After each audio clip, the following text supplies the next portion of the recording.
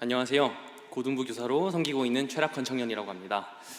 먼저 제가 경험한 마음과 은혜들을 나눌 수 있는 기회를 주신 박은총 목사님께 진짜 부담스럽지만 그래도 감사하다는 말씀 드립니다. 많이 떨리고 얼떨떨하지만 시작해 보도록 하겠습니다. 15분이 주어진 걸로 아는데 제가 자신이 조금 없거든요. 그걸 좀 넘길 수도 있을 것 같은데 노력해 보도록 하겠습니다. 저는 8살 초등부 시절부터 이 교회에서 나고 자랐던 대덕의 자녀, 소위 대덕키즈입니다. 20살에 대학교 진학을 위해 서울로 올라가기 전까지 교회 학교에 줄곧 출석했습니다. 20대 초반엔 학교 주변의 다른 공동체에서 신앙생활을 했고요. 24살이 되던 작년 사회복무요원으로 군 대체복무를 하기 위해 군휴학을 내고 귀향하게 되면서 대덕교회로 돌아왔습니다. 그때부터 제가 청소년기에 몸담았던 고등부의 슬링스톤 찬양팀에서 담당 교사로 봉사할 기회를 얻게 되어 2년째 감사한 마음으로 섬기고 있습니다. 오늘 이 자리에서는 이번 고등부 여름 신앙 수련회 과정 속에서 제가 경험했던 또 목격했던 하나님의 일하심에 대해서 증언하고자 합니다. 이번 수련회의 주제는 뉴 스타트, 즉 새로운 시작이었습니다. 주제에 가장 걸맞았던 프로그램으로 둘째 날 오전 차성진 목사님이라는 분의 강의를 꼽고 싶은데요. 이름하여 모태신앙 다시 시작하기. 모태신앙 다시 시작하기. 줄여서 모다시라는 제목의 강의였습니다. 대부분 모태신앙이거나 아주 어릴 때부터 교회를 다녔던 고등부 아이들에게 본인들이 교회를 왜 다니는지, 그 대답이 하나님을 믿어서라면 그럼 하나님을 믿는다는 건 무엇인지를 아주 솔직하게 점검할 수 있도록 돕는 내용이었습니다. 차 목사님은 4가지의 유사 믿음에 대해서 언급하셨는데요. 첫 번째는 하나님의 존재를 믿는 것, 하나님의 도우심을 구하는 것, 하나님을 감정적으로 경험하는 것, 마지막으로 교회 활동을 열심히 하는 것, 이렇게 4가지를 지적하셨습니다. 이것들은 그 자체로는 신앙을 풍성하게 만들어주는 요소들이기도 하고 하나님을 향한 본질적인 믿음을 바라보게 해주는 좋은 도움닫기가 되기도 합니다. 하지만 오히려 여기에 갇혀서 기독교 신앙의 본질을 바라보지 못하게 만드는 덫이 되기도 하죠. 예를 들자면 기도회 때 울면서 기도하는 학생을 보고는 말하는 겁니다. 울면서 기도하다니 너 하나님을 만났구나, 할렐루야. 이 친구는 근데 사실 아직 복음을 모릅니다. 그런데 그저 찬양 중에 감정적으로 반응하면서 울었다는 이유 하나만으로 믿음이 뜨거운 아이로 분류되고 마는 겁니다. 그래서 적절한 양육 대신 또 마침 피아노를 칠 줄 아니까 찬양팀 반주자 자리에 바로 투입이 됩니다. 울면서 기도하는 것이라는 유사 믿음 경험으로 하나님에 대해서 인지하기 시작했다면 이제 그분이 어떤 분인지, 하나님이 어떤 분이신지를 알아가기 시작하는 양육이 시작되어야 되는데 유사 믿음을 과대평가해서 그게 진짜 신앙이라고 생각하는 거죠. 어쩌면 이 친구는 이제 뜨거운 찬양 속에서 울며 기도하는 것, 혹은 피아노 반주를 열심히 하는 것을 신앙의 본령이라 생각하고 거기에 매달리게 될지도 모르죠. 차 목사님은 이런 덫에 빠져 있을지 모르는 친구들에게 이제 거기서 조금 더 나아가서 하나님을 진짜 믿는다는 게 무엇인지를 알아보자 라고 초청하셨습니다. 믿음의 본질과 실체를 이렇게 제시하면서요. 나와 세상에게 구원이 왜 필요한지를 아는 것, 예수님께서 어떻게 그 구원을 이루셨는지를 아는 것, 그리고 그에 대한 감사로 나의 삶이 바뀌어 가는 것, 이것이 믿음의 본질이라고 말씀하셨습니다. 그리고 그 사실을 알아가는 것이 이제부터 고등부 친구들에게 주어진 과제라고 도전하셨습니다. 강의의 내용은 사실 찬양팀 교사로서 제가 품고 있던 고민과도 맞닿아 있었던 것이었습니다. 저희 슬링스톤 찬양팀은 사실 꽤나 구색을 잘 갖추고 있는 팀입니다. 일단 주일 아침마다 빵빵한 풀세션과 대여섯 명의 싱어들로 구성된 팀 속에서 풍성하게 찬양할 수 있다는 것 자체가 엄청난 풍요입니다. 거기에 제가 10여 년의 찬양팀 경력으로 쌓아놨던 노하우를 바탕으로 그 노하우를 몽땅 쏟아부어서 찬양팀의 체계화 시스템을 부여했습니다. 이미 음악적인 재능도 찬양이라는 컨텐츠에 대한 애정도 충분했던 아이들은 그 속에서 각자 맡은 바를 아주 성실하게 해냅니다. 아이들 간의 관계도 원만하고 찬양팀에 새로 관심을 보이는 친구들도 꾸준히 생기고요. 겉으로 보기에는 전혀 흠잡을 데가 없는 상황이죠. 그런데 과연 이 아이들이 이 환경에서 그리스도인으로서 잘 성장하고 있는가라는 질문에 저는 교사로서 솔직히 자신이 없었습니다. 찬양팀 봉사자로서 맡은 기능과 역할을 잘 해낼 수 있는 사람이 되어가고 있는 것은 분명했죠. 하지만 과연 아이들이 다양한 찬양 가사의 고백을 내면화하고 있는지, 아니 이해는 하면서 부르고 있는지, 구원받은 자녀라는 정체성이 아이들 안에 깊이 심어지고 있는지는 제가 확인할 길이 없었죠. 약간의 신앙적 동기가 없진 않겠지만 친구들과 함께 음악을 즐기는 게 좋아서 혹은 습관적으로 의무적으로 섬기고 있을 가능성이 높아 보였습니다. 이런 문제들에 대해서 또 막상 나누려고 해도 주일에 늦잠을 이기고 연습에 나와서 무사히 합을 마치고 예배에 서는 것까지만 해도 정신이 없는 거죠. 개인에게 따로 다가가며 점검해 보려고 하니 또 그건 너무 두서없게 느껴져서 주저하게 되었고요. 급기야는 가시적인 신호를 보이는 아이들도 있었습니다. 아이들 중에 차연팀으로 섬기는 일이 지치거나 부담되기 시작한다고 저에게 개인적으로 와서 호소하는 경우가 종종 생겼거든요. 아직 신앙 고백을 형성 중인 아이들에게 지나친 섬김을 요구하면 안 된다는 생각은 기존에도 명확했던지라 그럴 때면 일단 잠시 차연팀을 쉬게 하면서 저의 개인기로 공백을 외웠습니다. 소위 말해 몸빵으로 때운 거죠. 아이들은 휴지기를 가지고 돌아오면 그래도 어느 정도 회복된 듯한 모습으로 다시 임했습니다. 하지만 이게 진정한 의미의 채워짐이 맞을지, 이런 방식으로 아이들을 지도하는 것이 맞는 길인지, 오래 지속되지 못할 성냥불 같은 원동력으로 아이들을 억지로 움직이고 있는 것은 아닐지 무거운 의문은 해소되지 않았습니다. 그렇다고 달리 새로운 시도를 하지도 못했습니다. 같은 방식을 반복했죠. 돌이켜보면 사실 제 안에 이런 근본적인 두려움이 있어서 그랬을지도 모르겠습니다. 이 문제를 건드렸다가 걷잡을 수 없는 혼란이 아이들한테 생기면 어떡하지? 본질이네 뭐네 하며 아이들의 신앙을 점검하겠답시고 나섰다가 오히려 지금 가지고 있던 작은 불씨마저 내가 꺼트려버리면 어떡하지? 조금 더 현실적으로 말하자면 어줍지 않게 애들 신앙에 관여했다가 차연팀이 쫄딱 망해버리면 어떡하지? 알게 모르게 이런 마음들이 제 안에 있었던 거죠. 그래서 최대한 기능적이고 무난하고 실패 없는 검증된 방식으로 아이들을 지도하는 중이었습니다. 그런데 수련회 현장에서 차 목사님의 강의가 바로 제가 갈팡질팡하며 고민했던 그 지점을 정면으로 건드려버린 겁니다. 오, 주여. 전하신 그 내용과 그 필요성에 대해서는 구구절절 토시 하나도 안 빼놓고 적극 공감하면서 아이들에게 이런 도전이 필요하다고 한편으로 여기면서도 다른 한편으로는 아이들이 너무 혼란스러워하지 않을까 걱정되는 그런 양가 감정이 제 안에 일어났습니다. 하지만 그런 저의 섞여있는 감정과 걱정은 직후에 이어진 Q&A 시간부터 점점 기대로 그리고 놀라움으로 변화되기 시작했는데요. 아이들은 목사님께 그럼 구원과 믿음에 대해서 제대로 알려면 어떡하나요? 알려면 어떻게 해야 하나요? 지금까지 내가 믿어온 게 가짜 믿음이었을까봐 너무 큰 죄책감과 두려움이 드는데 저는 이제 어떻게 해야 될까요? 이런 질문들을 던져가며 차 목사님의 도전에 진지하게 반응하기 시작했습니다.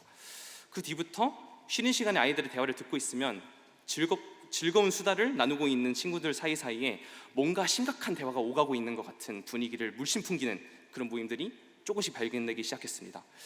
저녁 예배 중에 찬양, 말씀, 기도 시간에도 물론 첫째 날에도 뜨거운 분위기가 형성되었지만 이때는 둘째 날에는 약간의 온도차가 더 느껴졌습니다. 아이들의 기도를 아이들과 함께 중보하는 시간에 다가가서 잠깐 엿듣고 있으면 아이들의 고백이 조금 더 구체적이어지고 조금 더 하나님을 알고 싶다, 하나님을 알려면 어떻게 해야 되느냐, 그런 방법들을 구하는 기도들로 가득해지는 것을 조금씩 엿보기 시작했습니다.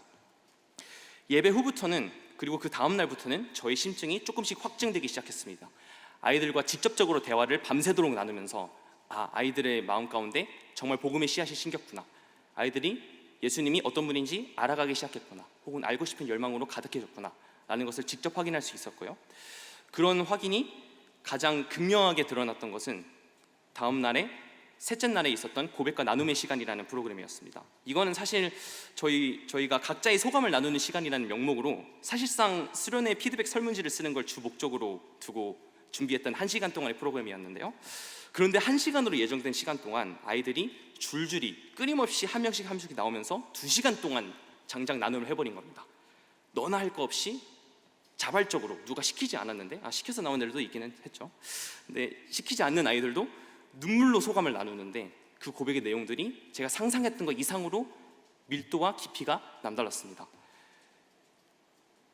한술 더 떠서 수련회 다음 날 주일이 되었습니다. 주일날 고등부 예배가 끝나고 교사 회의가 끝나고 저희 고등부에는 전체 카톡방이 있습니다. 그 카톡방을 무심코 확인하는데 거기에 어떤 친구가 자기 반 아이들하고 나누려고 준비해왔던 간증 내용을 아이들의 등살에 등살을 못 이기고 전체 방에 올려버린 겁니다. 그러면서 아이들한테 나도 이렇게 올렸는데 너희들의 간증도 궁금하다 이러면서 올려달라고 종용을 하는 거죠. 그랬더니 아이들이 이모티콘을 막 달면서 조금 이따가 정리해서 올릴게요 이런 식으로 반응하기 시작했습니다. 그러더니 그때부터 일요일, 월요일, 화요일 이틀에 걸쳐서 약 못해도 10명 정도 되는 아이들이 수련회 때 본인들이 고백과 나눔의 시간에 얘기했던 내용들을 정리해서 자발적으로 누가 시키지 않았는데 고등부 톡방에 올리기 시작을 한 거죠. 그 내용들을 여러분과 잠깐 나누고 싶은데요. 예를 들어 한 친구는 수련회 내내 첫날부터 주님 알고 싶다고 기도했는데 왜 나한테만 응답을 안 주시고 나만 안 만나주시냐고 기도했더랍니다. 그런데 마치 그렇게 울부짖으며 찾아오길 하나님께서 기다리셨던 것처럼 다음날 아침이 되니 목사님과의 대화와 차 목사님의 강연을 통해 구원과 믿음이 무엇인지 공부해야 한다는 방향을 알려주셔서 신기하고 감사했다네요. 정말 주님을 알아가고 싶다는 열망의 깊이 자체가 이전과는 달라졌다고 고백했어요. 또 어떤 친구는 원래 예수님께서 우리를 위해서 왜 돌아가셨는지 진심으로 이해도 납득도 되지 않았다고 해요. 그런데 그런 생각이 기도회 중 십자가에 자기 죄 못 받기라는 활동을 하면서 진정어린 죄책감과 회개의 마음으로 또 찬양을 부르면서는 자기를 포기치 않으셨던 예수님의 희생에 너무나 감사하는 마음으로 변화되었다고 고백했어요. 이번 수련회를 통해서 얻은 깨달음으로 예수님의 십자가 희생을 기억하면서 살아가고 싶다는 생각이 들었답니다. 이런 나눔도 있었어요. 수련회 이후로 정리되지 않는 질문들 가운데서 오히려 점점 뒤로 가는 것만 같은 느낌이 든다. 수련회 때 여러 질문들에 대한 답을 들으면서 또 많은 사람들의 조언을 들어가면서 정리해 봤지만 지금 생각해 보면 자기의 새로운 의문들이 잘 해결되지 않은 것 같다. 혼자서 뒤처지는 것 같아서 너무 스스로가 부끄럽기도 하다. 그래서 이 순간 나한테 가장 필요한 것이 공동체인 것 같다. 우리 공동체에서의 나는 정말 이렇게 있는 모습 그대로 그저 편하게 있을 수 있다. 불안하고 떨리고 갈수록 오리무중이지만 친구들과 함께 고민을 나누고 한 목소리로 찬양하며 예배에 집중하는 순간들만큼은 너무나 행복하다. 다른 친구들을 보면서 그래도 하나님의 자녀로서 나아갈 용기가 생긴다. 그 외에도 놀라운 감정들이 넘쳐났습니다. 앞으로는 부모님의 등살을 못 이겨서 교회를 다니는 게 아니라 나의 독립적인 믿음으로 성장하고 싶다는 기도 제목이 생긴 친구. 처음으로 찬양 시간에 주변 시선을 의식하지 않고 찬양의 가사들을 곱씹으면서 손들고 울며 찬양하는 기쁨을 맛봤다는 친구. 자기의 진짜 깊은 속 얘기를 친구들에게도 하나님께도 솔직하게 나누는 게 어려웠는데 이번 수련회를 통해서 하나님과 또 공동체에게 어려움이나 의문을 나누는 데서 오는 자유함을 처음 경험했다는 친구. 이런 간증들이 이틀 동안 끊이지 않고 이어졌습니다. 그리고 이러한 간증들과 이러한 친구들의 적용을 계속 이어가자는 취지로 아이들은 자발적으로 큐티방도 만들기 시작을 했습니다. 큐티를 위해서 따로 파놓은 카카오톡방인데요. 거기서 매일매일 한 장씩 마가복음을 읽겠다는 계획을 세운 겁니다. 저는 솔직히 반신반의했거든요. 그런데 아이들이 그냥 읽는 것도 아니고 매일매일 한 장씩 읽으면서 어떤 공유 플랫폼에서 자신들의 묵상과 적용과 질문까지 꼼꼼하게 남겨가면서 결국에는 마가복음을 완독해내는 겁니다. 그래서 그 질문들에 박은춘 목사님께서는 하나하나 꼼꼼히 성심성의껏 대답해 주셨고요. 그러한 구체적인 실천들과 구체적인 결과들과 구체적인 결단들로 아이들이 이어져 나가는 것을 보면서 저는 참 내가 지금 보고 있는 게 현실인지 꿈인지 생시인지 모르겠다. 그런 생각을 했습니다. 그래서 이 모든 광경들을 지난 몇 주간 지켜보면서 저는 그런 생각을 했습니다. 나는 게으른 교사였구나. 하나님을 알아가는 기쁨을 더 많이 풍성하게 과감하게 누릴 수 있는 친구들을 내가 나의 시선으로 제한해 두고 있었구나.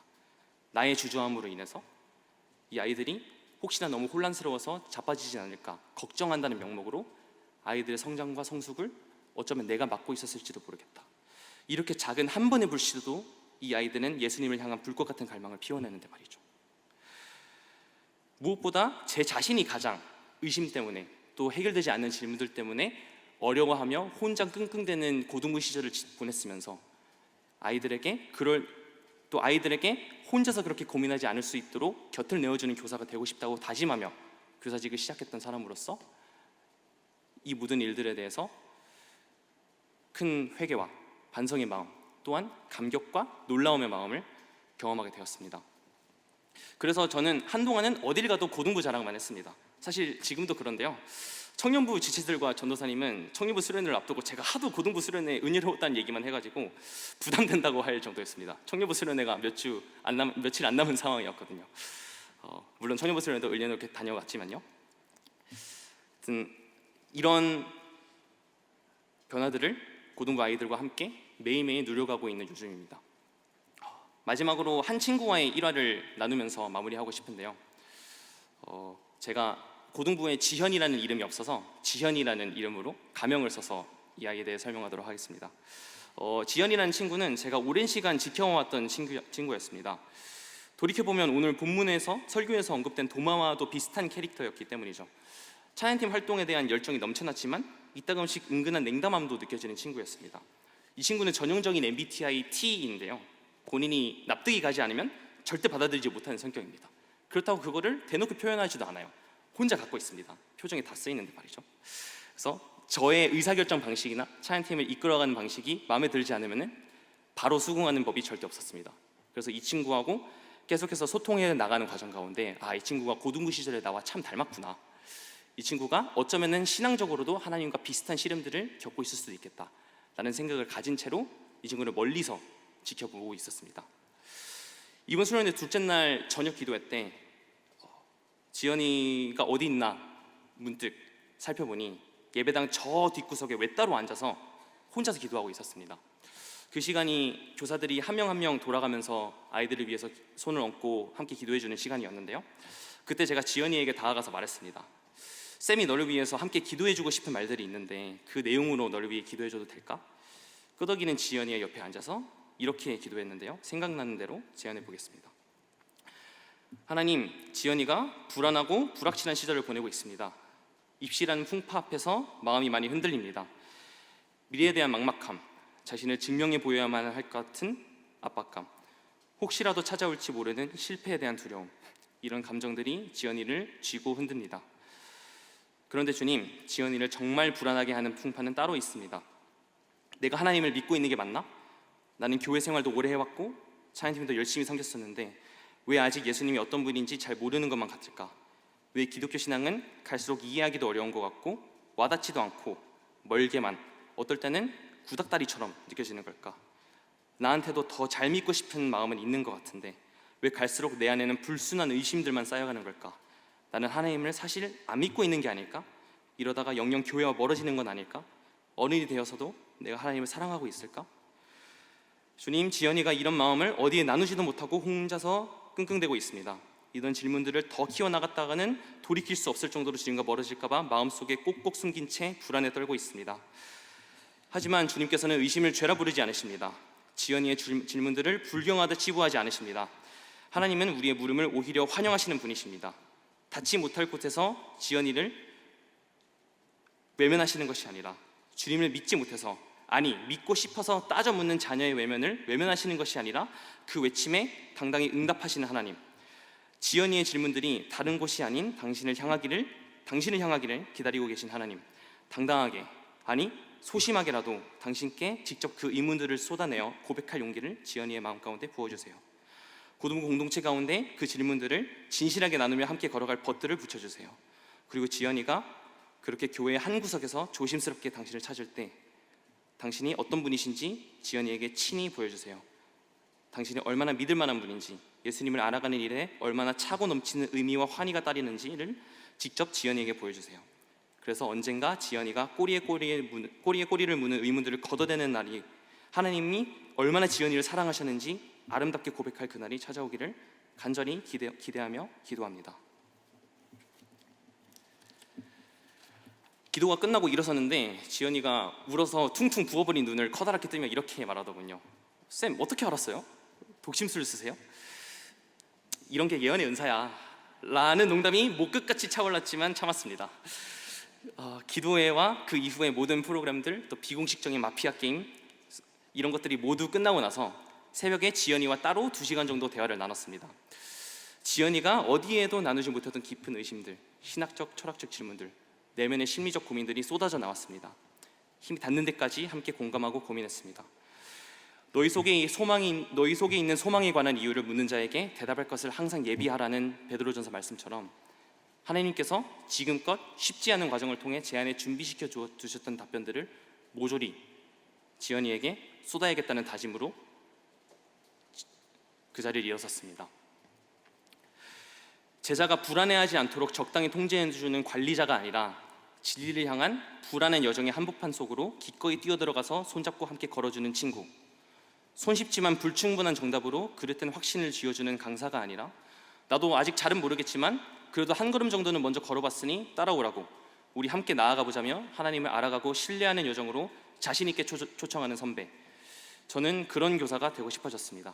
그런 교사가 되겠습니다. 하나님이 저를 그런 교사로 빚어가시도록 여러분께서 기도해 주십시오. 감사합니다.